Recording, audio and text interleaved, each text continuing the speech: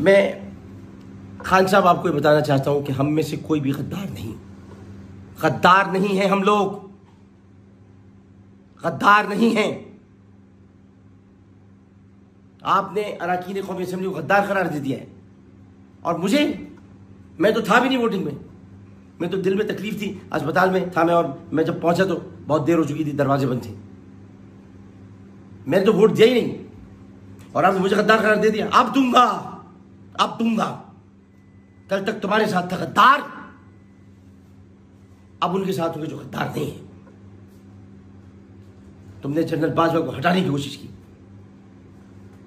मैं गवाही देता हूं कि तुमने मुझसे बुलाकर बात की थी और तुमने कहा मैं जनरल बाजवा को हटाने वाला हूं। बहुत बड़ी बात कह रहा हूं मैं, और भी बहुत कुछ जानता हूं। अगर बता दिया तो कयामत आ जाएगी। चुप बैठा हूं, चुप। तुम्हारी तरह नहीं हूं जो टेलीविजन पे आके राज खोलता फिरे। तुम्हारी तरह नहीं हूं जो चिट्ठियां लहरा के झूठे खत, जाली खत दिखाते रहे। जाली खत है वो, जाली खत है।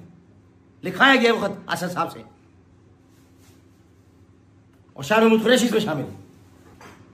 चुप हूं तो चुप रहने दो, चुप रहने दो, चुप। और तुम भी चुप। तुमने फौज में बगावत कराने की कोशिश की। तुमने कोशिश की कि एक कोर कमांडर को सामने लाकर तुम आर्मी चीफ को हटा दो, हमारे भाजपा को हटा दो। हटा के देखो, तुम्हारा बाप नहीं हटा सकता, तुम्हारा बाप भी हटा नहीं सकता। हटाओ, कर लो कोशिश। और जो डेंटिस्ट बैठा हुआ है ना, डेंटिस्ट ऐवान सदर में डेंटिस्ट, उसको बोलो ज़्यादा यहीं करना छोड़ दे और उल्टे सीधे अहकाम जारी करना छोड़ दे। अब मैं ये बात कहना चाहता हूँ खास तौर पर कि जिसकी हम सियासत को बुरा कहते रहे, जिसके लिए हम बुरा भला कहते रहे कि ये फारिग आदमी है, सियासत की सबसे बड़ी बीमारी आसिफ अली जरदारी। ये आसिफ अली जरदारी नहीं, ये आसिफ अली बेदारी बन के सामने आया। अब ये मत कह देना मैं उसके साथ मिला हूँ। खुदा हाफिज़।